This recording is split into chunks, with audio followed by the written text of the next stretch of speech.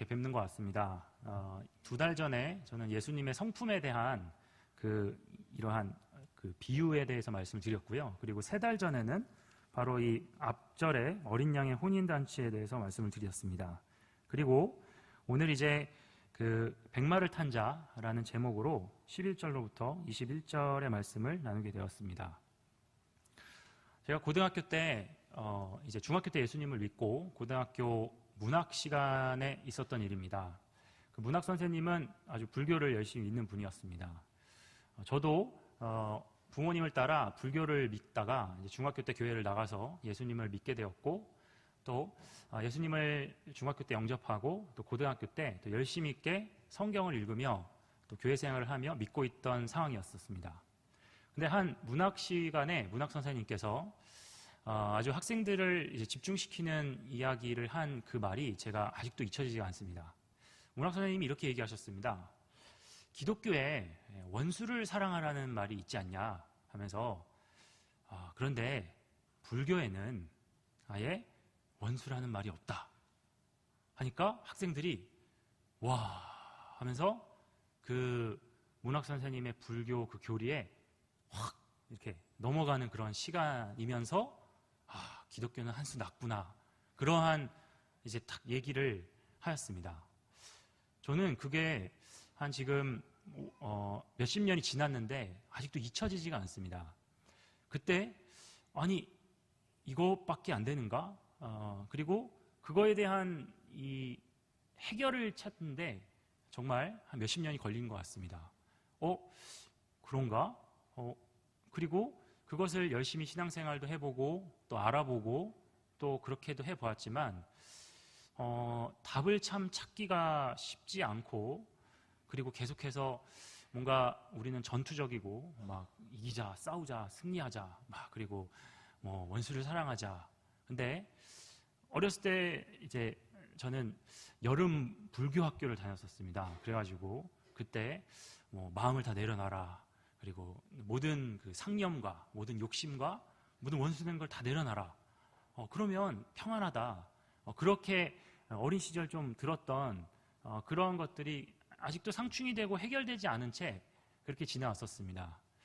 그리고 신학 공부를 계속하고 열심히 공부하고 하면서 또 요한계시록 말씀을 이렇게 계속 묵상하면서 오늘 이 말씀을 준비하면서 아주 많은 해결점을 이렇게 찾았습니다. 우리가 오늘 한번 그 말씀들을 어떻게 그런 것들을 찾게 됐는지, 우리가 이것들에 대해서 어떻게 생각해야 되는지 한번 찾아 들어가 봤으면 좋겠습니다. 제가 2달 전에 또 말씀을 드린 것처럼 또 오늘 우리 김혜옥 집사님께서 기도해 주신 것처럼 처처에 아주 많은 뉴스들이 흘러나오고 있습니다. 아주 우리가 상상도 하지 못할 그런 많은 뉴스들, 끔찍한 뉴스들, 뭐 화재 사건, 자연재해, 또 뭐 영아 유기 사건, 수많은 끔찍한 일들이 일어나고 있습니다. 우리는 이런 것들을 어떻게 바라봐야 될까요? 그러한 부분들에 성경은 답을 주고 있을까요? 우리는 세례받을 때 고백을 합니다. 성경은 우리 생활의 표준이고 우리가 붙잡아야 할 모든 답이 다 들어있다. 그러면 그런 답이 있느냐 하는 것입니다. 오늘 말씀을 보고 있는데요. 우선 좀 구조를 조금 알 필요가 있습니다. 요한계시록 17장, 18장은 이제 큰 음녀 바벨론이 멸망하는 그런 내용입니다. 그리고 19장이 이제 시작이 됩니다. 19장에 이제 전반부는 혼인잔치의 이야기고, 바로 오늘 제가 읽은 말씀은 전쟁에 관한 이야기입니다. 전쟁에 관한 이야기입니다. 제가 먼저 이 전쟁에 대한 이야기, 아까 말한 원수에 대한 이야기들을 말씀드리기 전에 지금은 그럼 우리는 어떠한 좀 세계관과 사고방식이 좀 있을까요? 아마 이것은 작년 분들보다 중년, 청년, 이제 청소년들이 점점 내려갈수록 더 이러한 생각들이 지금 많이 갖고 있습니다. 예를 들면 어제 이제 서버가 모여있는 KT 쪽에서 화재가 났습니다. 그래서 많은 쪽에 이제 불통이 일어났습니다. 인터넷, 전화, 결제, 또 많은 데이터들이 사라지지 않게, 그런 많은 일들을 오늘 담임 목사님이 오전 예배 때 언급을 하셨습니다. 그런 것들에 대해서 뉴스를 딱 보자마자 드는 생각은 무엇입니까? 대체 어떻게 관리를 했길래, 그리고 그거 좀 잘 화재가 안 나도록 좀 잘 지키고 더 안전하게 관리 책임자들이 더 그렇게 해서 그렇게 할 것이지, 또 그러면 안정장치를 하나 두 개 더 하고 뭐 이중 점검학을 해서 뭐 그렇게 해서 좀 하지, 왜 그렇게 했어? 아니면 불이 나지 않게 뭐 이렇게 했던가? 우리 생각은 아주 자연스럽게 그런 것들이 이제 작동이 되어져 갑니다. 그러면 그 어떻게 대비를 할까? 뭐 어떻게 될까? 뭐 KT의 주식은 내려갈까? 막 수많은 이제 사건들로 우리의 지금의 현대의 생각들은 막 돌아갑니다.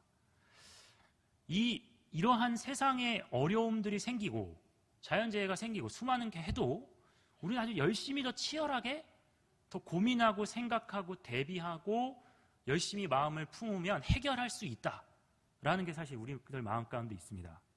그러니까 이 재앙에 대한 세상의 대항은 낙관론입니다. 낙관론. 제가 2달 전에도 말씀을 드렸지만 이 낙관론은 전혀 하나님을 의지할 필요가 없습니다. 오직 희망을 잃지 말아라. 포기하지 말아라. 그리고 계속해서 우리를 쓸모있는 또 잘해서 잘 되게 해라. 그런 것들은 지금 대입을 앞두고 있는 많은 부모님들, 또 취업을 앞두고 있는 우리 청년들의 부모님들, 또 아기를 낳고 또 여러 가지 상황 속에서 또 어려운 상황 가운데 집을 마련하고 또 하는 우리들의 모든 생각 속에 사실은 이 기저가 사실은 있습니다. 이 낙관론은 그전에도 말씀드렸다시피 2가지 낙관론이 있습니다. 도덕적 낙관론과 기술적 낙관론입니다. 좋은 마음을 품고 계속 노력하면 해결할 수 있다.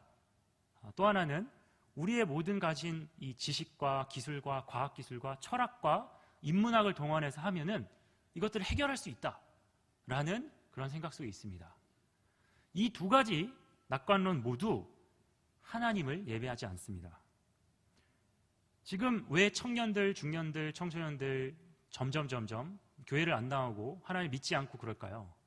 이러한 낙관론이 사실은 그들 가운데 있어서 하나님이 필요하지 않은 것입니다. 그래서 이러한 사람들의 사실 마음을 보면, 성경적으로 분별해 보면 그들이 착한 행위, 계속해서 세상을 바꾸는 선한 행위가 있지만 그 저변 깊숙한 곳에는 아주 영적으로 악한 동기가 있습니다. 그것은 바로 하나님을 무시하거나 피하거나 부정하는 악입니다. 그래서 내가 잘 살고 또 많이 기부하고 많이 돕고 많이 세상을 바꾸려고 내가 우선 윤리를 잘 지키고 또 그런 일들에 참여하고 돕고 정치적 행위, 또 사회단체 행위, 여러 가지 행위, 뭐 문화행위도 마찬가지입니다. 음악, 스포츠, 미술, 여러 가지로 우리의 마음을 좀 더 평안하게 하고 안정하게 하고 풍요롭게 하면은 그러한 악한 마음이 틈탈 수가 없다. 그래서 지금의 많이 진보측 교회에서는 복음을 전파하기보다는 뭔가 교회에 아이들의 교육을 향상시키거나 아니면 교육을 받을 수 있는 여건을 주거나 그들의 마음을 순화할 수 있는 음악, 스포츠, 문화, 여러 교육, 좋은 세미나, 아니면 안정적인 가정, 재정적인 안정, 또 많은 상담, 수많은 것들을 하면은 악을 줄일 수 있다. 그리고 바꿀 수 있다라는 것들로 갑니다. 복음, 예수님을 믿는 것보다 그게 더 중요하다. 그래서 세상의 필요들도 우리 학부모님들도 어떻게 하면 그런 교육을 좀 더 시킬까? 그래야 해서 이 아이들이 다양한 활동 속에서 좀 더 지덕체의 아주 그런 휴머니즘적인 인간을 만들까? 그러면 우리 세상은 좋아지고 우리 아이도 좋아질 것이다. 라는 그러한 철학들이 우리 가운데 만연합니다. 그러니까 이러한 정체성과 활동과 관련해서는 사실 의식적으로든 무의식적으로든 하나님을 배제하고 있습니다. 하나님 없어도 그러한 교육이면 우리는 할 수 있다. 그리고 할 수 있다. 이것은 종교적인 것은 그냥 예배 하나님 믿는 거 예배 참석만 한번 하고 예수님만 믿으면 구원 받으니까 그 기본적인 행동만 하고 나머지는 오히려 그쪽에 투자하는 게 더 낫지 않겠느냐라는 게 지금 다가오는 세대들의 많은 의식 가운데 있습니다. 그래서 그들은 어떻게 합니까? 이 수많은 대재난, 대재앙 이것들을 혀를 끌끌 차기는 하지만 그걸 어떻게든 평가절하 시킵니다. 그래서 그거는 잘 관리하지 못해서 일어난 일이야. 그것은 뭐 저쪽에 좀 못 사는 나라들 쪽에서 일어나는 일들이야. 아니면 그것은 단순한 사고였어. 아니면 단순히 그것은 우리의 오존층이 파괴된 환경오염의 그런 문제지. 다시 과학기술을 더 투자해서 뭔가 구름을 막고 뭘 더 하고 뭐 남극, 북극을 녹이지 않고, 아니면 나는 그 지역이랑 좀 떨어진 안전하고 부유한 지역으로 이사 가서 그런 쪽에 살면 그런 피해를 당할 필요가 없어. 아니면 나는 이제 삶이 얼마 안 남았으니까 조금만 버티면 그러면 그런 재앙을 안 당해. 그리고 나는 최대한 안전한 지역에 그러한 주거단지나 또 부유한 곳이나 그런 곳에 살면 그런 일을 당할 필요가 없어 라고 어떻게든 대재난을 평가절하시킵니다. 그래서 자기 자신 또는 타인, 세상을 구원하는데 하나님은 굳이 필요 없다 라고 그렇게 부인할 수 있는 철학적 근거들을 만듭니다. 그래서 막 여러 재난이 일어나도 저거는 과학적으로 뭐 저래서 계속 일어나는 거지, 뭐 올여름 되게 더웠던 거, 올겨울 되게 추운 거, 그런 거 환경오염 때문에 그런 거지 라고 무언가 나와 하나님을 다 구분시켜서 어떻게든 다른 이유에서 그것이 될 수도 있겠지, 아니면 내가 할 수 없는 뭐겠지 라고 분리를 시켜버립니다. 그래서 하나님과 관계를 할 필요 없어도 나는 안전하게 살 수 있다 라고 자꾸 자기를 만들어버립니다. 그렇지만 우리 안에 많은 재난이 있고 또 많은 자연재해, 또 인류의 범죄, 수많은 범죄, 여러 가지 문제들이 있습니다. 자, 그러면 그러한 재난과 또 요한계시록에 나온 수많은 재난, 그것과 오늘 교회에서 제가 설교하는 이 교회의 예배 시간, 무슨 상관이 있을까요? 만약 그런 상관이 없다면 젊은이들에게는 이 예배 시간은 아주 무가치하고 효용이 없고 가치가 없는 시간입니다. 11시 예배만 드리면 가면 되지. 또 뭐하러 오후 예배를 드리나. 또 이 말씀이 굳이 나에게 뭐 도움이 되겠어. 차라리 쉼을 갖거나 가족과 여가를 보내 문화를 보내면 되지. 만약에 오늘 제가 전하는 이 성경의 내용이 그러한 삶을 해결할 수 있는 성경에 답을 줄 수가 없다면 오늘 예배를 참석할 필요가 없는 것입니다. 그리고 젊은이들은 당연히 너 역시 내 논리가 맞지. 굳이 그렇게 시간을 드릴 필요 있어? 월화수목금 늦게 퇴근하고 피곤해 죽겠는데. 자, 그런데 성경에서 얘기하고 예배 시간에 얘기하는 가장 핵심은 무엇입니까? 바로 구원의 문제입니다. 구원의 문제. 오늘 첫 번째로 중요하게 말씀드릴 문제는 바로 이 구원은 재난보다 더 큰 주제라는 것입니다. 우리가 말하는 이 성경에서 말하는 하나님과 나와의 관계 가운데 있는 이 구원의 문제, 이것은 수많은 사회의 악보다 더 크고 깊은 주제라는 것입니다. 먼저 이것이 중요합니다. 그래서 사도 요한은 이 구원의 문제를 우리에게 얘기하기 위해서 지금 두 가지 요소로 우리한테 이 비주얼로 얘기를 하고 있습니다. 그것이 바로 19장 전반부의 이 식사에 대한 예외고, 그리고 오늘 제가 읽은 바로 전쟁에 관한 이 두 가지입니다. 이 두 가지를 가지고 구원의 문제를 요한은 설명을 하고 싶은 것입니다. 이 앞에 있는 많은 재앙과 또 17장, 18장에 지금 그것들을 일으켰던 큰 음녀와 바벨론이 무너졌습니다. 그리고 요한은 그러면 그걸 무너지고 무엇을 얘기하고 싶을까요? 바로 이 19장에서 식사와 전쟁을 가지고 구원을 얘기를 하고, 그 구원은 바로 이 앞에 수많은 사단이 또한 짐승들이 일으킨 많은 우리의 괴롭힘, 재난보다 더 큰 하나님의 역사라는 것을 이야기하고 싶은 것입니다. 식사와 전쟁은 어떻습니까? 아주 극단적입니다. 네. 또 우리가 이 구원에 이제 아주 넓고 크고 이 광대한 규모, 이게 이 우리 초차 일어나는 너무 불안하고 수많은 흉악한 범죄와 내 이웃에서 수많은 일어나는 일보다 더 크다는, 더 필요하다는 이야기입니다. 우리는 어떻습니까? 우리는 통제할 수 있는 삶을 살고 싶어 합니다. 예측 가능한 그러한 부분을 살고 싶어 합니다. 그래서 통제할 수 없는 삶은 왠지 불안정해서 가지 않습니다. 안정적인 길을 가고 싶습니다. 그래서 믿음으로 사는 삶에는 익숙하지가 않습니다. 그래서 겁을 먹고, 또 우리가 그렇게 정말 믿음으로 사는 이유에서는 이상하게 피하고, 안정적이고 예측 가능하고 생각 가능하고 내 논리에 다 타당한 그런 종교를 가고 싶습니다. 그리고 하나님의 구원을 우리는 어떻게 생각합니까? 어떻게 보면 제가 구원을 얘기한다고 말씀을 드리면, 구원? 구원 뭐 다 아는데 뭘 또 뭐 어떻게 얘기를 하려고 그러나? 라고 생각하실 수 있습니다. 그래서 하나님의 구원을 우리가 그냥 편한 구모로 축소시키려고 우리는 그럽니다. 나 예수님 믿지. 그럼 구원받은 거 아닌가? 뭘 또 구원을 얘기한다는 건가? 그래서 그것을 어떤 주관적인 헌신으로 얘기합니다. 그거는 내가 예수님 믿어서 믿는 거지. 그게 이 재난과 무슨 상관이 있나? 또는 윤리적인 예절로 구원을 얘기하고 싶다. 구원은 내가 이것들 지키고 이걸 하고 또 이걸 어기지 않고 또 이러한 직분을 받아서 이러한 본을 보이고 그렇게 사는 게 교회의 삶이지. 그렇게 어떤 윤리적인 모습으로 또 우리는 격화시키려고 합니다. 그런데 구원은 무엇입니까? 하나님의 행동입니다. 그것은 우리가 생각하는 것보다 훨씬 큽니다. 또 우리가 경험하는 것보다 훨씬 대단합니다. 그리고 우리가 현재 이해하는 바는 본래 성경에서 말하는 구원보다 우리는 작게 생각을 하기 마련입니다. 우리는 미성숙합니다. 그래서 구원을 우리가 생각하고 예측 가능한 수준으로 축소시킵니다. 그래서 하나님의 은혜로 구원에 대해 우리는 많이 이 설교 시간에, 예배 시간에 배워야 하는 것입니다. 사도 바울은 이렇게 얘기했습니다. 성령으로 시작하였다가 이제 와서 육체로 끝을 맺으려 합니까? 우리는 성령으로 은혜를 받아서 예수님을 처음 어린 시절 이렇게 믿었지만 시간이 가고 시간이 가면 갈수록 이상하게 율법적이 되고 육체적이 되고 또 내 마음을 감동시켜 주거나 내 지성을 아주 만족시켜 주거나 아니면 나의 여러 행동과 삶에 보이는 것 가운데 만족시켜 주거나 하고 이상하게 육체적인 쪽으로 우리의 구원을 하나님의 놀라운 역사를 그렇게 우리가 측정 가능하게 만들고 싶어하는 그런 경향이 있습니다.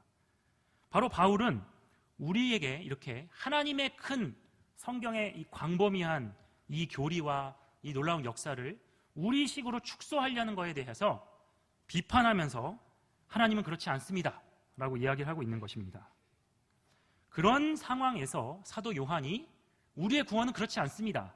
이 재난을 뛰어넘고 이 두려움과 불안감을 뛰어넘는 우리 하나님의 이 구원은 너무너무 크고 놀랍고 부유하고 귀합니다 라고 얘기하기 위해서 이 19장의 예를 식사와 전쟁으로 보여주는 것입니다. 우리가 먼저 전쟁이라는 것을 이제 한번 보도록 하겠습니다. 성도님들 전쟁을 보시면 어떠십니까? 굳이 이렇게 싸워야 되나? 그리고 선생님 어떠십니까? 요새 저희가 금요일 기도에 찬양 인도를 하지만 거의 십자가 군병들아 뭐 이런 찬양 거의 안 부릅니다. 네.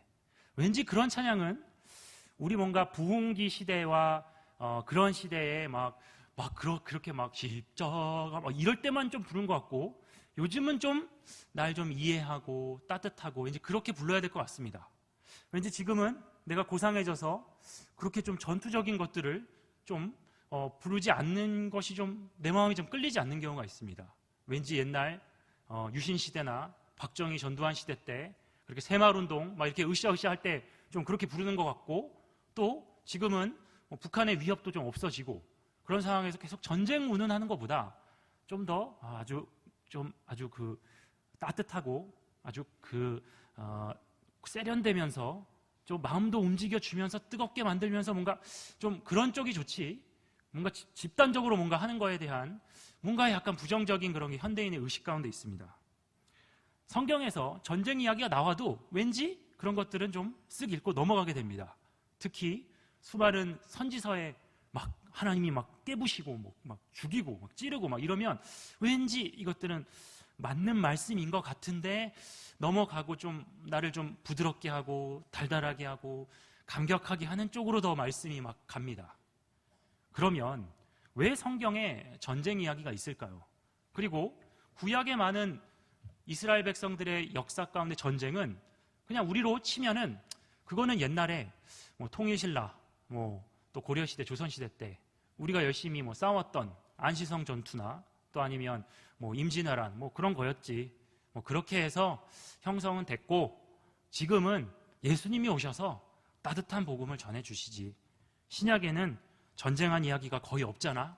그리고 이 배경 가운데 초대교회 그리스도인들이 핍박받았던 거는 잠깐 한쪽 눈을 좀 감고 그랬지만 좀 따뜻한 말씀만 좀 골라서 그래서 좀 그런 부분들은 역사도 막 복잡하고 이해하려면 힘들고 전쟁 이야기는 또 누구 이름 외우고 어디서 나타났고 막 그런 그냥 성경 퀴즈 대회에서나 좀 외우는 정도로만 외우고 전쟁에 대한 생각은 별로 하지 않습니다.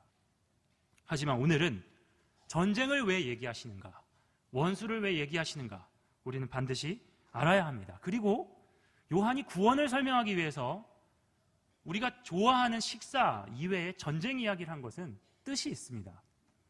지금부터 한번 전쟁에 관한 말씀들을 우리가 좀 찾아보겠습니다. 우리 출애굽기 15장을 좀 가보겠습니다.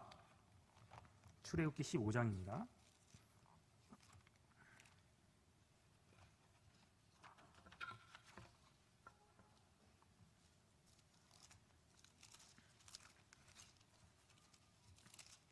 이제 좀 성경을 좀 찾겠습니다. 출애굽기 15장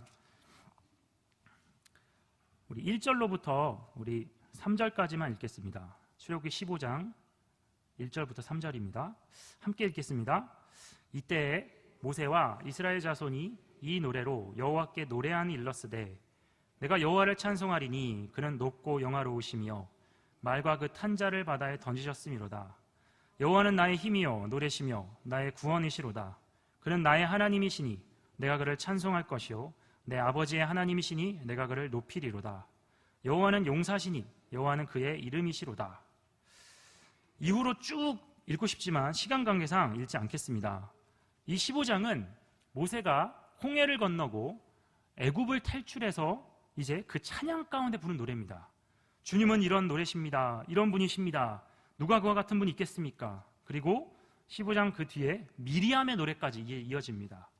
이것이 출애굽한 후 모세와 미리암의 찬양과 하나님은 이런 분이시다라는 고백입니다. 또 다른 곳을 찾아보겠습니다. 자, 신명기 20장 1절에서 4절을 보겠습니다. 신명기 20장 1절에서 4절입니다.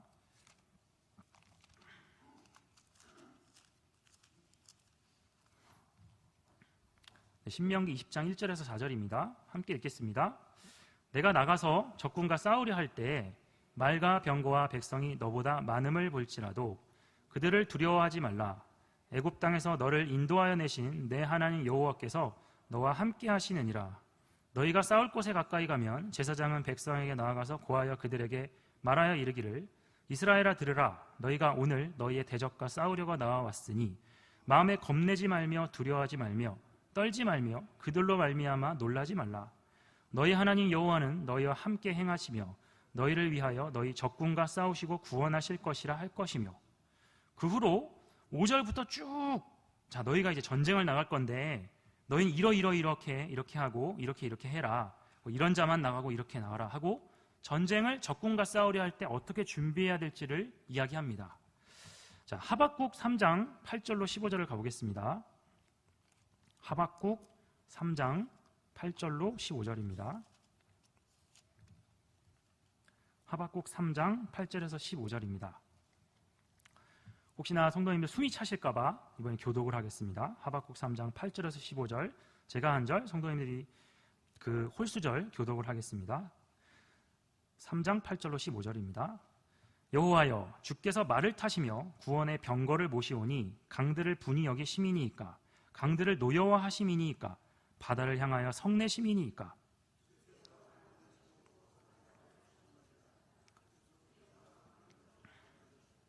산들이 주를 보고 흔들리며 창수가 넘치고 바다가 소리를 지르며 손을 높이 들었나이다.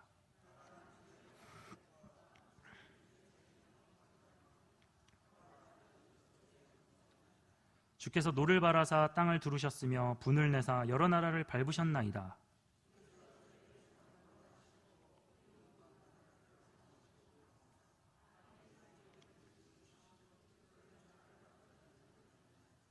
그들이 회오리 바람처럼 이르러 나를 흩으려 하며 가만히 가난한 자 삼키기를 즐거워하나 오직 주께서 그들의 전사의 머리를 그들의 창으로 찌르셨나이다. 말을 타시고 바다 곧 큰 물에 파도를 밟으셨나이다. 하박국이 여러 많은 상황 가운데 이해되지 않는 상황 가운데 하나님께서 가르쳐 주셨을 때 하나님은 이런 분이십니다 라고 기도하는 내용입니다.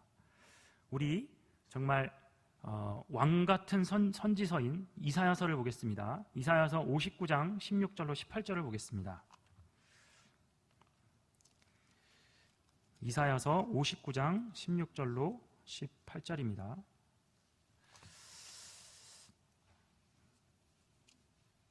이사야서를 빼놓을 수가 없겠죠. 이사야서 59장 16절로 18절 함께 읽겠습니다. 사람이 없음을 보시며 중재자가 없음을 이상히 여기셨으므로 자기 팔로 스스로 구원을 베푸시며 자기의 공의를 스스로 의지하사 공의를 갑옷으로 삼으시며 구원을 자기의 머리에 써서 투구로 삼으시며 보복을 속옷으로 삼으시며 열심을 입어 겉옷으로 삼으시고 그들의 행위대로 갚으시되 그 원수에게 분노하시며 그 원수에게 보응하시며 섬들에게 보복하실 것이라. 아멘. 자, 이제 아주 중요한 성경을 가보도록 하겠습니다. 에스겔서 39장 21절로 29절입니다. 에스겔서 39장 21절로 29절입니다.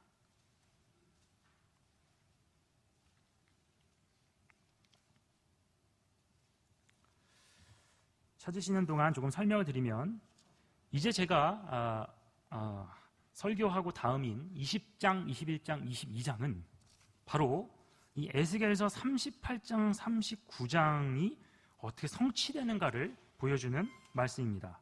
하나님의 도구 곡, 침략자 곡의 멸망, 곡의 심판하며 이 38장, 39장의 이 예언이 어떻게 성취되는가의 중요한 말씀인데요.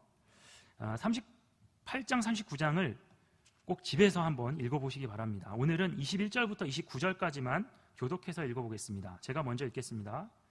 내가 내 영광을 여러 민족 가운데 나타내어 모든 민족이 내가 행한 심판과 그 위에 나타낸 권능을 보게 하리니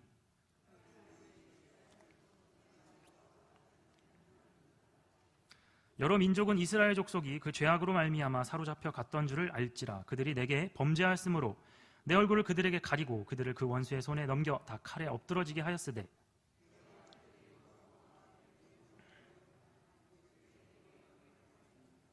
그러므로 주 여호와께서 이같이 말씀하셨느니라. 내가 이제 내 거룩한 이름을 위하여 열심을 내어 야곱의 사로잡힌 자를 돌아오게 하며 이스라엘 온 족속에게 사랑을 베풀지라.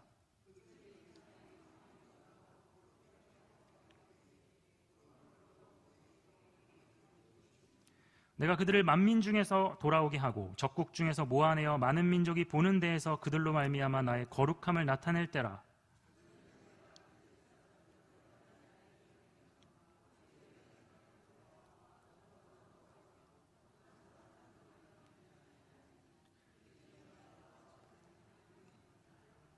함께 읽겠습니다. 내가 다시는 내 얼굴을 그들에게 가리지 아니하리니 이는 내가 내 영을 이스라엘 족속에게 쏟았음이라. 주 여호와의 말씀이니라. 아멘. 이 외에도 스가랴서, 신약에도 많은 이 전쟁 가운데 전쟁하시는 그 하나님의 모습을 우리 찾을 수 있습니다. 하지만 시간 관계상 찾진 않겠습니다. 하지만 성경 전체는 전쟁을 빼놓을 수가 없습니다. 그냥 역사적 사실로서도 그렇고 전쟁하시는 하나님의 성품이 왜 그러한가라는 거에서 그 부분을 빼놓으면 사랑의 하나님만 있고 공의의 하나님은 지워져 버리는 것입니다. 그 공의의 하나님이 없다면 예수님을 십자가에 못 박게 하실 이유가 없으셨습니다. 그래서 우리는 이 공의의 하나님을 나타내시기 위해 왜 요한이 19장 후반절에 이 전쟁을 예화로 썼는지를 우리는 볼 수 있습니다. 자, 우리가 이것들에 대해서 조금 요한계시록 전체를 우리가 한번 훑어서 한번 보겠습니다. 이 시간이 성도님들께 귀한 시간이 되셨으면 좋겠는데요. 제가 한번 이 요한계시록 전체를 한번 주기적으로 그렇게 얘기를 한번 해보겠습니다. 자, 우선 요한계시록은 7개의 그러한 부분의 반복으로 되어 있습니다. 그래서 이 요한계시록의 7개에 대한 부분은 재밌게도 이 요한계시록이 진행되는 가장 마지막에 향하는 지향점은 바로 그리스도의 재림입니다. 네. 가장 중요한 사건이 바로 그리스도의 재림입니다. 그래서 계시록에서 예수님의 재림에 대한 묘사가 7번이 나옵니다. 그리고 재림에 도달하는 심판의 주기가 7개가 있습니다. 그리고 8번째 이상은 이제 마지막에 제가 볼 20, 21, 22장의 새 예루살렘을 이제 나타납니다. 그걸 잠깐 빠르게 훑어서 한번 보겠습니다. 그래, 한번 요한계시록 5장을 가보겠습니다.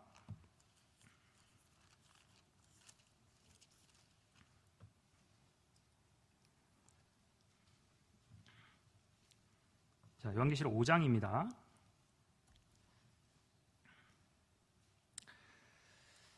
요한계시록은 왜 이렇게 돼 있을까라고 궁금하셨을 텐데 오늘 또한 핵심을 하나를 알고 가셨으면 좋겠습니다. 요한계시록의 지향점은 예수님의 재림이다. 그리고 7주기가 있다. 그리고 이 7주기 안에는 또 규칙적인 주기가 있습니다. 한 주기 안에. 그 한 주기는 뭐냐면 A, B, A-BB 구조입니다. 그러니까 좋은 말 했다가 심판 얘기했다가 또 좋은 말 했다가 아주 극심한 심판 얘기를 합니다. 계속해서 이런 주기가 7주기로 계속 들어갑니다. 그러니까 7428이겠죠. 7428. 그렇게 계속해서 반복해서 얘기를 합니다. 7주기를. 자, 한번 보겠습니다. 5장 1절부터 8장 1절이 한 주기입니다. 그래서 5장 1절부터 14절까지 잠깐 보상하는 자에 대한 얘기가 나옵니다. 그리고 쭉 따라오십시오. 6장 1절부터 6장 17절까지 6개의 심판을 얘기합니다. 그리고 7장 1절부터 7장 17절까지 다시 착한 말로 교회 가운데 약속을 주십니다. 그리고 갑자기 8장 1절에 또 심판하는 얘기를 하십니다. 이게 한 주기입니다. 7인. 다음에 아시기 쉽습니다. 이제 7나팔이 시작됩니다. 두 번째 주기입니다. 그래서 8장 2절부터 6절까지 또 보상하는 자들에 대한 착한 말들이 이렇게 나옵니다. 이러이러하다. 그리고 또 8장 7절부터 9장 21절까지 또 6심판들이 또 나옵니다. 그러다가 막 어이구 무서워라 그랬다가 또 10장 1절부터 11장 14절까지 갑자기 또 교회를 위한 약속과 위로하는 얘기가 나옵니다. 그리고 또 11장 15절부터 19절까지 또 되게 무서운 또 심판들이 나옵니다. 이게 두 번째 주기입니다. 이렇게 계속해서 착한 얘기, 심판 이야기, 위로한 얘기, 되게 심판한 이야기, 이거를 7인, 7나팔, 그리고 12장부터 또 7 상징적인 역사로 그렇게 14장 20절까지 또 한 주기 얘기를 하고 또 이제 15장 1절부터 16장 21절까지 7 대접 심판, 또 똑같이 보상하는 얘기했다가 6 심판 얘기했다가 교회를 위한 위로와 약속을 했다가 또 되게 심하게 심판하는 얘기를 또 반복을 합니다. 그런 다음에 또 5번째 바벨론의 심판에 대한 7 메시지로 17장 1절부터 19장 10절까지 또 이 주기를 또 반복을 합니다. 그런 것 가운데 바로 오늘 19장 11절부터 21절이 6주기가 이제 심판하는 또 이야기입니다. 그래서 19장 11절부터 16절이 어떻습니까? 백마를 탄 자, 오직 예수 그리스도가 누구신지를 얘기를 합니다. 그랬다가 19장 17절로 18절에 또 막 멸망할 거다라는 무서운 얘기를 했다가 19장 19절에 또 천사가 성도들을 위한 약속을 중간에 얘기를 했다가 19장 19절로부터 21절에 또 아주 심하게 심판하는 얘기를 또 반복을 합니다. 자, 그리고 나서 20장부터 또 7번째 주기가 또 돌아가는데 이러한 반복되는 얘기를 7번이나 계속 순환으로 돌려서 요한계시록이 이렇게 얘기하는 이유는 계속해서 그것들을 똑같이 얘기를 하지만 결국 재림을 향해 이 심판이 간다는 것입니다. 숫자 7은 완전함을 의미합니다. 하나님의 계획과 권능의 결과들을 그렇게 결정하는 이야기입니다. 하나님께 드리는 이러한 찬양 가운데 중간중간에 들어가지만 이것들은 천사들과 성도들에게서 시작이 됩니다. 우리는 그러한 반복을 통해서 바로 예수님의 재림을 향해 가는 요한계시록 계속되는 모습을 통해서 우리에게 말씀해 주시는 것이 있습니다. 자, 그러면 왜 전쟁 이야기를 이렇게 하는 것일까요? 자, 우리가 19장의 전반부와 후반부를 좀 보면서 얘기를 하겠습니다. 19장의 전반부는 신랑 되신 그리스도, 우리가 너무너무 잘 아는 아주 따뜻하고 좋은 것 같은 그 신랑 되신 그리스도, 그가 신부인 그리스도인들과 결혼하는 모습을 이제 보여줍니다. 그리고 어린 양 그리스도가 자기 자신을 성찬 음식으로 지금 자기를 내놓는 것으로 이야기를 합니다. 자, 어떻습니까? 그 성찬식은 이때 이후로 계속 예수님께서 지켜 행하라 해서 우리가 지금까지 지켜 행하고 있습니다. 성찬식을. 자, 그리고 전쟁을 보겠습니다. 그런데 신랑 되신 예수 그리스도가 이제 어떤 모습으로 변했습니까? 바로 말을 타고 전쟁으로 이끄는 그런 모습으로 지금 바뀌었습니다. 바로 아마게돈으로 출전하는 그런 이미지의 모습으로 바뀐 것입니다. 바로 이런 식사와 전쟁은 아주 극단적으로 지금 다른 모습인 것 같아 보입니다. 그리고 그렇지만 이 이미지 두 개를 따라가다 보면 우리는 식사와 전쟁이 서로 너무 다른 게 아니라 보완해 주는 것이라는 것을 알게 됩니다. 자, 구원을 얘기를 해보겠습니다. 구원은 어떤 것입니까? 너무나도 감격스러운 거죠. 나와 하나님과의 관계이죠. 또 너무나도 내 감정을 아주 흥분시키는 환희에 찬 결혼식과 같은 것이 구원입니다.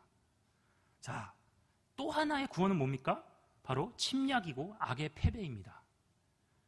그러니까 구원은 환희의 결혼과 전쟁과의 두 이미지 중 하나만을 얘기하지 않습니다. 이 두 가지 모두가 구원이라는 것을 얘기하는 것입니다. 사랑의 포용도 있지만 악에 대한 공격도 있는 것이 바로 그 두 개가 다 있는 것이 구원이라는 것입니다. 우리가 사는 세상이 어떻습니까? 마냥 살기 좋고 또한 중립적인 곳입니까? 아닙니다. 우리를 속이고 파괴하려는 악한 세력이 아주 활개치는 그런 곳입니다. 바로 이 구원이 이 적을 공격하는 것입니다. 어떤 신학자가 이런 얘기를 했습니다. 우리의 구원은 마귀가 끝까지 출현하는 드라마이다. 그 마귀는 그저 일반적인 성격의 악에 불과한 존재가 아니라 바로 이 최고의 자리에 앉겠다고 작정한 악한 지성적 존재다라고 이야기를 했습니다. 그러니까 그건 그냥 여기에 있는 추상적 존재가 아니라 끊임없이 우리를 공격하고 넘어뜨리고 속이는 그런 존재라는 것입니다. 그래서 예수님은 주기도문 가운데 어떻게 기도하셨습니까? 가르치셨습니까?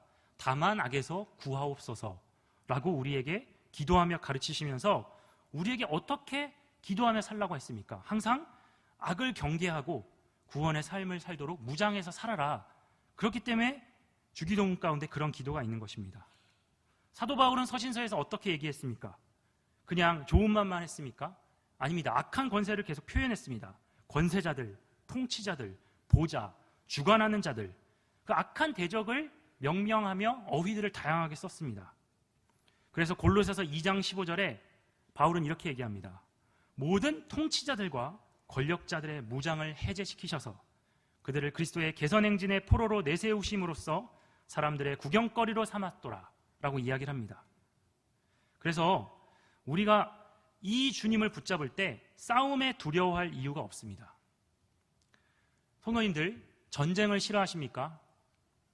가장 안전한 장소는 전쟁터입니다. 왜냐하면 거기에 바로 그리스도가 백마를 타고 활약하고 계시기 때문입니다.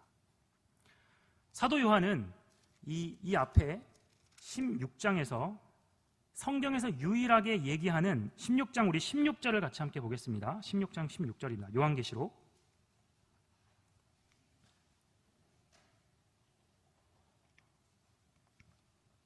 요한계시록 16장 16절 함께 읽겠습니다. 시작. 새 영이 히브리어로 아마게돈이라 하는 곳으로 왕들을 모으더라. 사도 요한은 아마게돈이라 얘기하면서 세상 종말 때 전쟁을 이야기합니다. 바로 우리 자신과 우리 공동체 속에 있는 바로 유혹, 불의, 거짓, 이 세상의 종말을 지칭합니다. 여기에 나와 있는 아마게돈이 뭡니까? 우리랑 아무 상관없고 나와 아무 상관없는 언젠가 일어날 뭔가 국제 대전쟁입니까? 바로 요한이 이 전쟁을 얘기하는 의도가 있습니다. 제가 바로 오늘 얘기하고자 하는 그 핵심입니다. 우리가 믿음에 근거해서 구원의 모든 측면에 적극적으로 동참할 필요가 있다는 것입니다. 이건 나와 동떨어진 그런 언젠가 뭔가 일어날 하나님의 뭔가 큰 전쟁이 아닙니다. 지금 나와 내가 사는 현장 가운데 내가 싸워나가야 할 전쟁터라는 것입니다. 그렇게 너가 싸워나가라 라고 하기 때문에 주님은 요한은 전쟁을 이야기하는 것입니다. 그래서 우리는 경각해야 됩니다. 전쟁을 의식해야 됩니다. 우리가 사는 세상은 너무 힘들었다가 교회 와서 위로받고 그것만으로 끝이는 성찬 식사만 있는 구원과 교회 생활이 아닙니다. 우리의 신앙생활은 지금이 전쟁터고 세상의 악한 영과 세상 주관자들이 나를 속이고 공격하고 낙담하게 하는 전쟁터도 있다라는 걸 이야기하는 것입니다. 그래서 순종이 필요합니다. 용기가 필요합니다. 우리에게 구원을 혹시나 난 구원받았어. 그러니까 하늘나라 가는 거지. 예수님을 영접했어. 뭔가 천국 가는 통행증, 자격증으로만 생각하면 착각입니다. 구원은 뭡니까? 전쟁입니다. 제가 이 말씀을 준비하면서 이 말에 너무너무 감명을 받았는데요. 이 말씀을 읽어드리겠습니다. 자, 우리가 지금도 1년에 4번 영광교회가 성찬식을 참여합니다. 우리가 성찬에 참여하여 주님의 생명을 받고 걸어나가는 순간 아마게돈으로 걸어 들어가는 것이다 라고 얘기합니다. 우리가 성찬식에 참여하여서 은혜 받고 누리고 구원의 감격을 누리기도 하지만 또 하나 아마게돈의 그 전쟁터로 우린 들어가는 것입니다. 바로 예수님 어떠셨습니까? 예수님은 죄인과 창녀와 친구들과 어울려 식사를 하셨지만 또 바리새인과 서기관들의 공격과 위선을 비난하고 공격하면서 또 싸우셨습니다. 이 아마게돈이란 용어는 바로 무깃도의 산이라는 히브리어로 된 말입니다. 산이 아인데요. 무깃도에서 무깃도 하면서 아마게돈이라는 말로 파생이 된 것입니다. 이 무깃도는 갈멜 산맥의 기슭에 있고 에스드렐론 평야와 이스라엘 골짜기를 지켜보고 있는 전략적인 요새 도시입니다. 자, 이거 얘기하면 복잡하실 수 있지만 이 얘기를 잘 들어보십시오. 이 평야의 대각선 방향에 어떤 일이 일어났습니까? 다볼산에서 드보라와 바락이 부족들을 이끌고 가나안 족속을 성공적으로 징벌했던 곳입니다. 또 이 무깃도 요새의 동쪽에는 사울이 최후의 운명을 거두었던 길보아가 있었습니다. 또 이 무깃도에서는 요시야도 애국과 싸우다가 그곳에서 운명을 달리했습니다. 예후도 여기서 추격하며 싸웠습니다. 이 무깃도 뒤편의 산에는 엘리야가 이세벨이 후원하는 제사장들과 악한 숭배자들과 싸워가지고 이긴 곳입니다. 바로 이 무깃도의 주변에서는 수많은 요충지로 싸움이 많이 일어났습니다. 우리 은평구로 치면은 여러 가지 그 산기슭에서 오는 불광기슭, 연신내 기슭, 응암오거리와 같은 교통의 요지입니다. 많은 전쟁들이 일어났던 곳입니다. 이 얘기를 구약에서 이야기하고 19장에서 또 전쟁을 이야기하는 것은 무엇입니까? 바로 구원은 전쟁이라는 것입니다. 모세는 백성들을 이끌어 아말렉 족속과 싸우도록 했습니다. 여호수아는 블레셋과 전쟁을 치르도록 했습니다. 우리도 예수님을 따라가는 사람으로 전쟁을 치러 가야 됩니다. 예수님 시대 때는 어떻습니까? 뭔가 전쟁은 없습니다. 하지만 칼을 대신해서 말씀이 1차적인 무기가 됩니다. 하지만 전쟁으로 싸우는 건 변함이 없습니다. 용과 두 짐승과 싸웁니다. 그래서 우리 삶을 퇴색시키고 영혼을 망치는 모든 악한 세력을 우리는 싸워나가야 된다는 걸 이야기합니다. 우리는 이 구약은 우리와 상관없는 게 아니라 우리는 날마다 성찬만 있는 것이 아니라 날마다 시스라와 이세벨과 느고를 직면해서 싸웁니다. 구약에서 사사기에서 싸워서 했던 대적들과 우리는 날마다 싸워나가는 것입니다. 성도님들의 이세벨은 무엇입니까? 성도님들의 시스라는 누굽니까? 성도님의 느고는 누굽니까? 구약 가운데 출애굽기, 창세기, 사사기에 싸우는 그 대적들과 싸울 그 지금 현장에 나를 낙담시키고 절망하고 거짓으로 속이고 또한 무기력하게 하고 그렇게 하는 대적은 누구란 말입니까? 우리는 그 전쟁을 하며 구원을 이루어가는 것입니다. 바로 악의 침략으로 잃어버렸던 영토를 되찾아서 다시금 믿음으로 인내로 예배를 드리게 하는 하나님의 백성에게 돌려주는 그 전쟁을 우리는 날마다 순간순간마다 싸우며 구원을 누리고 성취해가고 이뤄가고 우리를 해나가야 된다는 걸 이야기하는 것입니다. 그래서 아마겟돈을 얘기하면서 우리는 구원을 축소시키지 못하게 합니다. 그래서 구원의 열매가 그냥 교회에서 시키는 대로 잘하고 예절 바르고 착한 사람이 된다는 것을 이야기하지 않는, 그렇게 생각하지 말라는 겁니다.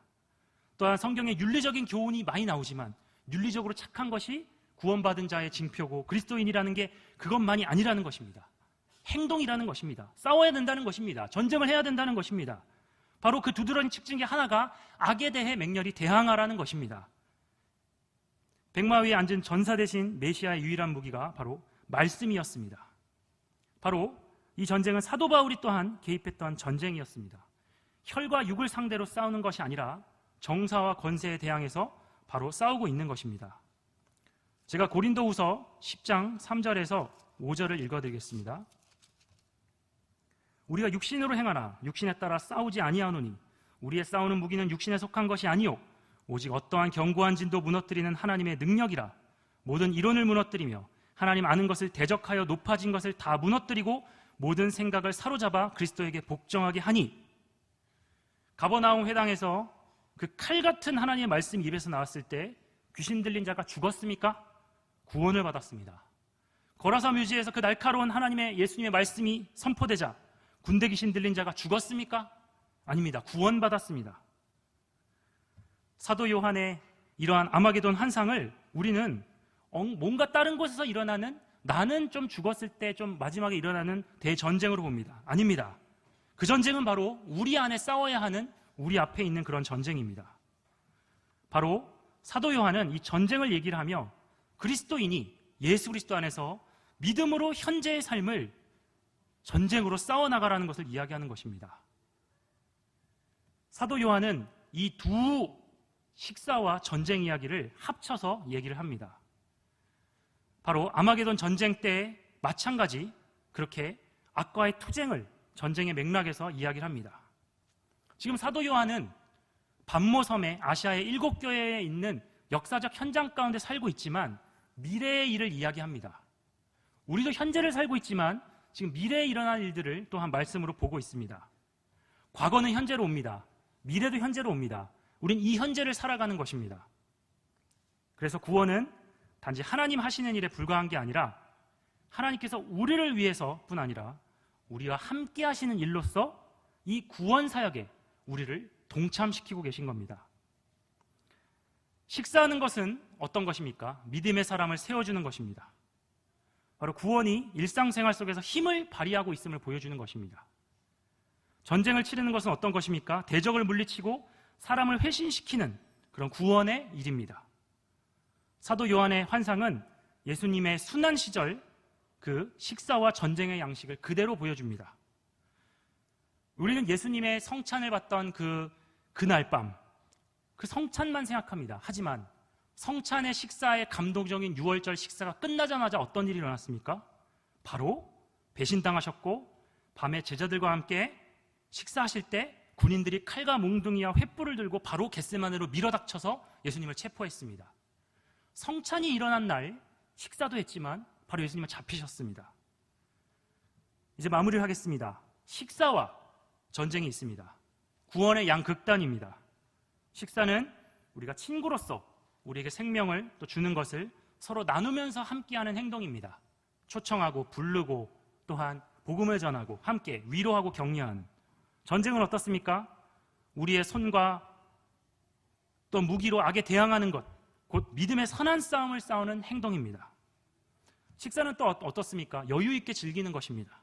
전쟁은 어떻습니까? 필사의 각오로 싸우는 것입니다. 식사는 평범한 삶입니다. 하지만 전쟁은 평범한 일이 아니라 정말 가끔씩 일어나는 일들입니다. 구원은 바로 이 양쪽 면을 모두 갖고 있다는 것입니다. 우리는 어느 한쪽만을 선택할 수 없습니다. 우리가 장차 구원의 주님과 함께 있으려면 그분과 함께 식사도 먹고 교제도 하고 누리지만 때로는 하나님의 신호만 딱 보내면 5분 대기조로 나가서 믿음의 선한 싸움을 싸울 준비를 하고 있어야 된다는 것입니다. 그래서 2달 전에 말씀드렸던 말씀인데 시편 23편 2절에 주께서 내 원수의 목전에서 내게 상을 베푸시고 하고 시편 23편의 말씀 가운데 이 말씀이 들어있습니다. 원수가 지켜보는 목전에서 저에게 식사상을 차려주고 계십니다. 우리의 싸움은 악의 영들과의 싸움입니다. 그들과 전쟁을 하면서도 또 예수님은 그 목전에서도 또한 우리를 식사를 또한 대접해 주십니다. 우리는 초대교회 때 예수님이 지키라고 했던 성찬식을 계속하며 주님과의 따뜻한 교제를 누리면서 또 이 마지막 때에 싸울 선한 싸움에 오늘 하루 내가 처한 초소에서 사람들과 관계, 또 나의 일, 또 수많은 것 가운데 믿음을 지키는 선한 싸움을 싸워 나가라고 주님은 하십니다. 그래서 전신갑주를 취하라. 또 수많은 말 가운데 이 전쟁의 얘기들이 들어있는 것은 나로 오늘 하루 구원을 이루어가고 인내하고 지키려고 하고 순종하려고 하고 애써 보려고 하고 또 이 말씀을 묵상하려고 하고 기도하려고 하고 매일 분투로 싸워 나가는 것입니다. 이러한 식탁의 은혜와 또한 전쟁의 또한 우리의 선한 싸움들이 그러한 구원의 풍성한 부요함을 맛보는 우리 성도님들이 다 되시기를 기도하겠습니다. 제가 기도하며 마치겠습니다. 하나님 아버지, 우리가 오늘 전쟁에 관한 말씀을 들으며 또 이 서두의 식탁의 말씀과 함께 들으며 우리가 구원이 얼마나 이 대재앙보다 더 크며 더 확장되며 성경이 전체적으로 전쟁을 이야기하며 우리가 오늘 그 전쟁을 다른 역사적 전쟁이나 앞으로 일어날 어딘가의 전쟁이 아니라 오늘 내가 힘써 싸워 악한 영들에게 또 속이고 거짓말하는 그 사단의 속임수에 넘어가지 않고 하나님의 말씀으로 싸워 이겨야 될 그런 삶의 것을 오늘 배웠습니다. 그렇게 사는 우리 성도님들 한 분 한 분들 다 되시도록 아버지 축복하여 주시고 말씀대로 믿고 생각하고 행동하는 그런 우리 영광교회 성도님들 다 되시도록 아버지 도와주시옵소서. 감사합니다. 예수님의 이름으로 기도합니다. 아멘. 찬송가 357장